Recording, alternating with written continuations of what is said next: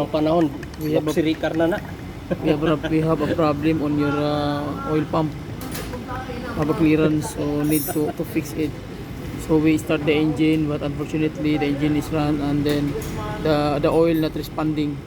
So the oil not run into the mechanical system. So we open it. So we find out that the oil pump is not working because of this clearance. Wala siya ganun ticket. So and then the tensioner timing not functioning because the oil pressure here, no oil supply. So there's a play.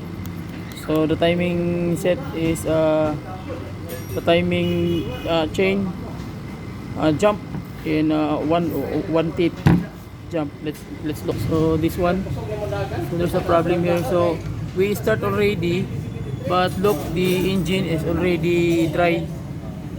No sign of oil. Look, no sign of oil working because the engine is dry. We started already.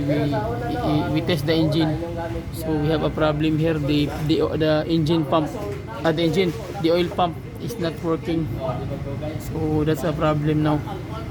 And then the tensioner bearing. So because of oil, no supply oil, so it not work.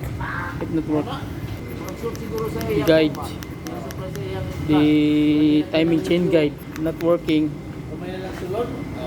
because the pressure of oil, no supply. That's why it is not working. So need the oil pump to replace.